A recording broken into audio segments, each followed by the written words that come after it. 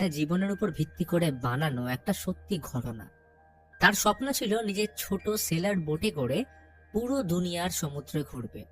16 বছরের Jessica boat নিয়ে বেরিয়ে পড়লেও তার স্বপ্নের পরিবারের সাথেই থাকে। পরিবারে আছে মা, বাবা, 2 বোন, 1 ভাই এবং জেসিকা। সমুদ্র তীরবর্তী অঞ্চলে থাকার কারণে ছোটবেলা থেকেই সমুদ্রের ধারেই বেশিরভাগ সময় কাটতো এবং সমুদ্রকে নিজের বন্ধু বানিয়ে নিয়েছিল। সময়ের চাকা 10 বছর বয়সে সে বাবা মাকে নিজের স্বপ্নের কথা জানায়। তারা প্রথমে ধরেই নেয় ছোট জেসিকা মজা করছে, কিন্তু যখন বুঝতে পারে মেয়ে নিজের স্বপ্ন নিয়ে কতটা সিরিয়াস, তারপর থেকেই বাবা মা তাকে সাপোর্ট করতে শুরু করল। তার কাছে পিঙ্ক নামের একটা পার্সোনাল বোর্ড ছিল। সেপ্টেম্বর 2009-এর 16 বছরের জেসিকা ওয়ার্ল্ড ট্যুরে যাওয়ার জন্য প্রস্তুত হয়। তবে ওয়ার্ল্ড ট্যুর করার আগে ট্রায়ালের জন্য সে নিজের বাড়ি থেকে কিছু দূরে সমুদ্রে ভ্রমণ করতে চায়। সেখানে সমুদ্রে বোট নিয়ে সে কিছুদিন কাটাবে, ফলে প্র্যাকটিসও হয়ে যাবে। প্রথমবার নিজের বাড়ি থেকে এত দূর একা সমুদ্রে পাড়ি দিয়ে সে ভীষণ খুশি। শুরুর দিকে সবকিছুই ঠিক ছিল, কিন্তু একদিন হঠাৎ একটা কার্গো শিপ এসে বোটের সাথে ধাক্কা লাগায়। কিছুটা ক্ষতি হলেও জেসিকা ঠিক ছিল। সে তার কোচ বেনকে ফোন করে। বেন তাকে কোঅর্ডিনেটস জিজ্ঞেস করে যাতে তার লোকেশনের ব্যাপারে জানতে পারে, কিন্তু জেসিকা ছোট থেকে ডিসলেক্সিয়া নামের রোগে ভুগত, ফলে অক্ষর পড়তে তার মাঝে মাঝে অসুবিধা হয়। তাই সে বেনকে ঠিকভাবে কোঅর্ডিনেটস বলতে পারে না। বেন ওয়াটসন ফ্যামিলিকে জেসিকার অ্যাক্সিডেন্টের ব্যাপারে জানায়। তার মা ফোন করে মেয়ের খবর নিল। জেসিকার বাবা মেয়ের জন্য সাহায্য পাঠাতে বলে, কিন্তু বেন জানায় মিডিয়ার লোকেরা এটাই চায় যে জেসিকা হার মানুক। আজ তো বাড়ি থেকে কিছু মাইল দূরেই রয়েছে, কিন্তু কিছুদিন পর যখন ওয়ার্ল্ড ট্যুরে যাবে তখন সব পরিস্থিতি তাকে একাই সামলাতে হবে। তাই তাকে বিনা সাহায্য ছাড়া নিজের মতোই ফিরতে হবে। তবে জেসিকার ট্রায়াল থেমে যাওয়ার ঘটনা মিডিয়ার মধ্যে ছড়িয়ে পড়েছিল। কিছুদিন পর পুরো ওয়াটসন ফ্যামিলি এবং বেন একটা প্রেস কনফারেন্স ডাকে। অনেক কটা রিপোর্টার জেসিকার উপর প্রশ্ন তোলে, 16 বছরের মেয়ে স্কুল যাওয়ার বয়সে কিভাবে সারা দুনিয়া ঘুরবে। একজন রিপোর্টার তো তার বাবা মায়ের উপর প্রশ্ন তুলল, কারণ ওয়ার্ল্ড ট্যুরের পর সে ফেমাস হয়ে গেলে তার বাবা মা পয়সা কামাবে। একজন রিপোর্টার জানায় যখন কার্গো শিপের সাথে ধাক্কা লাগে তখন অ্যালার্ম কেন বাজেনি। জেসিকা জানায় সে ওয়ার্নিং অ্যালার্ম অন করতে ভুলেই গেছিল। তার উপর সন্দেহ প্রকাশ করে একজন রিপোর্টার জিজ্ঞেস করে, তুমি একটা পোর্ট অব্দি পার করতে পারলে না, এরকম অবস্থায় একা কিভাবে সমুদ্র পাড়ি দেবে। এমনকি রিপোর্টার বেনকে অব্দি টার্গেট করলো, কারণ একটা ট্রিপের সময় বেনের এক মেম্বার প্রাণ হারিয়েছিল। তাই জন্য বেনের দক্ষতার উপরও প্রশ্ন ওঠে। 2 সপ্তাহ পর তাকে ওয়ার্ল্ড ট্যুরে বেরোতে হবে, কারণ তারপর সমুদ্রের জল বরফ হতে শুরু করবে। কিন্তু অ্যাক্সিডেন্টের কারণে তার বোটে বেশ ক্ষতি হয়েছিল, সেটাকে রিপেয়ার করার মতো তাদের কাছে টাকা নেই। যদি তার বোট ঠিক না হয় তাহলে এই বছর সে ওয়ার্ল্ড ট্যুর করতে পারবে না। এরপর টিভিতে সমস্ত নিউজ চ্যানেল জুড়ে তাদেরই ব্রেকিং নিউজ দেখাচ্ছিল। সবাই জেসিকার বাবা মাকে দায়িত্বহীন বলে। স্পন্সরের জন্য জেসিকা অনেক জায়গায় ফোন করে, কিন্তু কেউ ফোন তোলে না। এছাড়াও মিডিয়ার লোকদের নেগেটিভ খবরের কারণে জেসিকার কনফিডেন্স কমতে থাকে। তখন তার মা মনোবল বাড়িয়ে যে কোনো সিচুয়েশনে নিজের লক্ষ্যে ঠিক থাকতে বলে। একদিন বেন জেসিকাকে নিজের সাথে নিয়ে যায়। টিভিতে নেগেটিভ খবর শোনার পর তার মতোই আরো কয়েকটা ছেলে মেয়ে তার হেল্প করতে এসছে, আর সবাই মিলে ফ্রিতে তার বোট রিপেয়ার করে দেয়। এদের সাথে গোটা ওয়াটসন পরিবারও যোগ দেয়। সবাই মিলে পিঙ্ককে আবার নতুন করে জেসিকার সঙ্গী বানিয়ে তোলে, আর বোটে অনেক পজিটিভ মেসেজও লিখে দেয়। জেসিকা এইবার সমুদ্রে পাড়ি দেওয়ার জন্য সম্পূর্ণ রেডি, কিন্তু বাবা পুরোপুরি ভরসা পাচ্ছিলেন না। বাবাকে চিন্তা করতে দেখে জেসিকা নিজের ট্রিপ ক্যান্সেল করার কথাও ভাবে, কারণ সে চায় না তার কারণে তার মা বাবা টেনশনে থাকুক। তখন বোন এমিলি তাকে ট্রিপে যাওয়ার জন্য মোটিভেট করে। এমিলি তার ট্রিপের ভিডিও আপলোড করার জন্য ইউটিউবে চ্যানেল বানিয়ে দেয়, যাতে জেসিকার খবর পুরো দুনিয়ায় ছড়িয়ে পড়ে। আর এই চ্যানেলে ট্রিপ সংক্রান্ত সমস্ত ইনফরমেশন আপলোড করতে বলে। অনেক অপেক্ষার পর ফাইনালি সেই দিন চলে আসে। সবাইকে বিদায় জানিয়ে নিজের বোটে চেপে জেসিকা পুরো দুনিয়া ঘোরার জন্য বেরিয়ে পড়ে। তার ওয়ার্ল্ড ট্যুরের খবর প্রতিনিয়ত মিডিয়া কভার করছিল। নিজের স্বপ্নকে পূরণ করার সাহস সবার মধ্যে থাকে না। 16 বছর বয়সে জলপথে পুরো দুনিয়া ঘুরে ওয়ার্ল্ড রেকর্ড করার স্বপ্ন সত্যি কঠিন। জেসিকা পিঙ্কের হাল টেনে বোটকে ছুটে চলার জন্য রেডি করে। 2009 সালের 18ই অক্টোবর নিজের স্বপ্ন পূরণের জন্য 7 মাসের লম্বা যাত্রায় বেরিয়ে পড়ল। বেন নিজের সব ডিভাইস নিয়ে জেসিকার বাড়ি চলে আসে, যাতে সে সব সময় তাকে ট্রেস করে গাইড করতে পারে। ছোট জেসিকা শুরু থেকে এই স্বপ্নই দেখে এসছে, তাই পড়াশোনার সাথে পার্ট টাইম জব করে টাকা জমাতো। তার যখন প্রথম বেনের সাথে দেখা হয় তখনই সে ঠিক করে ফেলেছিল তাকেই নিজের কোচ বানাবে। বেন নিজেও ছোটবেলা থেকে সেলিং করত এবং সে একা 3 বার পুরো দুনিয়া ঘুরেছে। যখন জেসিকা তাকে বলে, আমি প্রমাণ করতে চাই যে মেয়েরাও কিছুতে কম যায় না, সে আসলে জেসি মার্টিনের মতো হতে চাইতো, যে 17 বছর বয়সে একা পুরো দুনিয়া ঘুরেছে। জেসিকা এই রেকর্ড 16 বছর বয়সে করতে চায়। বোটে জেসিকা তার ভ্লগ শুট করে এবং নিজের বোটের সম্বন্ধে বলে, বোট কেমন ভাবে অপারেট করতে হয়, সে কি খায়, কোথায় শোয় ইত্যাদি। সাথে এটাও জানায় সে যদি মাঝে কোথাও দাঁড়ায় তাহলে তাকে ডিসকোয়ালিফাই করে দেওয়া হবে। জেসিকা হেয়ার ব্রাশ বাড়িতেই ফেলে এসেছিল, তাই কাঁটা চামচ দিয়ে একটা ব্রাশ বানিয়েছে। এমন ভাবেই দিনের পর দিন গড়ায়। একদিন তার নিজেকে খুব একা লাগলে ফোনে বেন তাকে গান গাইবার পরামর্শ দেয়, কারণ সেও একা থাকলে এমনটাই করত। 33তম দিনে দ্য ইকুয়েটর পার করার পর সে খুব খুশি হয়, আর সেই খুশি ব্লগ শুট করে সবার সাথে শেয়ার করে। এদিকে ওয়াটসন ফ্যামিলিও জেসিকার সফলতায় ভীষণ খুশি, কিন্তু বাবার চিন্তা কমে না। এর কিছুক্ষণ পর আবহাওয়া বদলাতে শুরু করে। লাল আকাশ দেখে সে বুঝতে পারে খুব তাড়াতাড়ি ঝড় আসতে চলেছে। বেন তাকে ঝড় থেকে বাঁচার উপায় বলতে থাকে এবং তাকে বোটের ড্রোক খোলার জন্য বলে, যাতে বোটকে ঝড়ের হাত থেকে বাঁচাতে পারে। বাবা মা ঝড়ের খবর শুনতে চিন্তিত হয়ে পড়ে। কিছুক্ষণ পর তুমুল ঝড় বৃষ্টি শুরু হয় এবং জেসিকা ঝড় থেকে বাঁচার প্রস্তুতি নেয়। ঝড়ের কারণে তার বোট এদিক ওদিক দুলতে থাকে, কিন্তু সে কোনো রকমে নিজেকে সামলে হাল বেঁধে ড্রোক খুলে সমুদ্রের জলে ভাসিয়ে দেয়, যাতে তার বোটের ব্যালেন্স বজায় থাকে।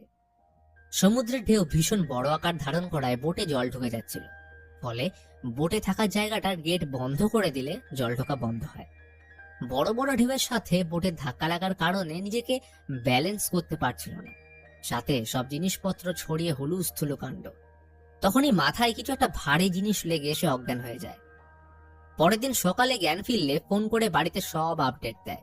50তম দিন এসে সাউথ আমেরিকার কাছে পৌঁছয়।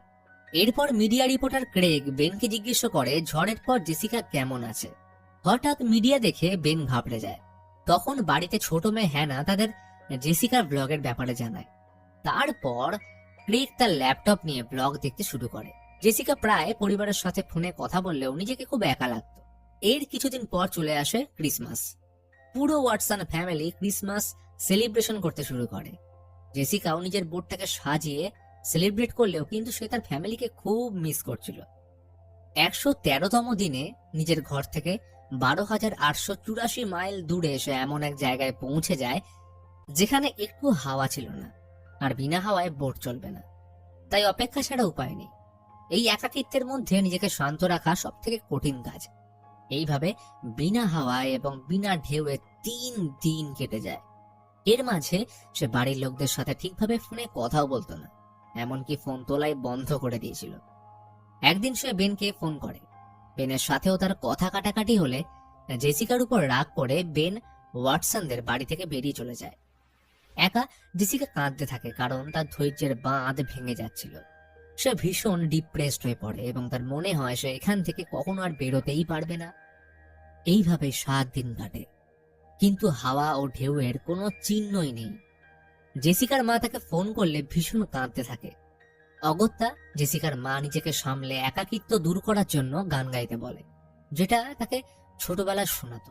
সে জেসিকাকে আকাশের সব থেকে উজ্জ্বল তারাটা দেখতে বলে, যাতে সেটার দিকে তাকিয়ে ভাবে মা তার সাথেই রয়েছে। এমনকি বাড়ি থেকে বসে মা সেই তারাটাকেই দেখছিল, কারণ সে একা নয়, মা তার সব সময় আছে। জেসিকা গান গেয়ে নিজেকে শান্ত করে লাইভে আসে। লাইভটা সবাই দেখছিল। সে বলে, আমি আমার ফ্যামিলি এবং কোচকে ভীষণ মিস করছি। আমি আজ অব্দি নিজেকে স্ট্রং দেখানোর চেষ্টা করেছি, কিন্তু আমি এতটা স্ট্রং নই। কখনো আমি খুব বেশি ভয় পেয়ে নিজের উপর কনফিডেন্স হারিয়ে ফেলি। মাঝে মাঝে ভাবি হার মেনে নিই, কিন্তু নিজের স্বপ্নকে বাঁচাতে হলে অনেক অসুবিধার সম্মুখীন হয়ে সফলতার দাম দিতেই হবে। যে কোনো পরিস্থিতি আসুক না কেন সব পার করে তার স্বপ্ন পূরণ করবে। সৌভাগ্যবশত পরের দিন হাওয়া চলতে শুরু করে এবং যাত্রা এগিয়ে চললে নিউজ চ্যানেল ও খবরের কাগজে তার জার্নির খবর বেরোয়। 186তম দিনে তার বোটে একটা ক্র্যাক দেখতে পায়। এটা কোনো ভালো লক্ষণ নয়, কারণ এরপর ঝড় এলে তার বোট ডুবেও যেতে পারে। সে ক্র্যাকটাকে রিপেয়ার করতে করতে ভ্লগে বলে তার বোট এমন ভাবে ডিজাইন করা হয়েছে শুধুমাত্র তার মধ্যে জল না ঢুকলে তার বোট তাকে সব সময় ঝড়ের মুখ থেকে বাঁচিয়ে নেবে। 197তম দিন সে ডেস্টিনেশনের অনেক কাছে চলে এসেছে। বাড়িতে ফোন করলে এমিলি জানায় সে পুরো দুনিয়ায় পপুলার হয়ে গেছে। তবে মনে খুশি বেশিক্ষণ রইল না, কারণ আবহাওয়া পরিবর্তন তার নজরে পড়ল। সমুদ্রে ভয়ানক ঝড় আসতে চলেছে, যেটার ইনফরমেশন বেনও পেয়ে যায়। জেসিকার মা তাকে পোর্টে থামতে বলে, কিন্তু জেসিকা কোথাও থামলে বা সাহায্য নিলে ডিসকোয়ালিফাই হয়ে যাবে। এরপর আবার তাকে নতুন করে পরের বছর জার্নি শুরু করতে হবে। সবথেকে কম বয়সে ওয়ার্ল্ড রেকর্ড বানানোর এটাই একমাত্র সুযোগ, তাই যাত্রাকে লাস্ট মুহূর্তে থামাতে সে চায় না। নিউজেও প্রতি মুহূর্তে এই ঝড়ের খবর টেলিকাস্ট হচ্ছিল। তার বোন তাকে ব্লগের কমেন্টস চেক করতে বলে দেখে পৃথিবীর সব প্রান্ত থেকে সবাই তার সাহসের প্রশংসা করছে। সবার কমেন্টস দেখে সে ডিসাইড করে ঝড়ের কারণে সে পিছিয়ে পড়বে না। তারপর সে ক্যালকুলেশন করতে থাকে যাতে কোনো রকমের ঝড়ের মুখ থেকে বেঁচে নিজের ডেস্টিনেশনে পৌঁছতে পারে।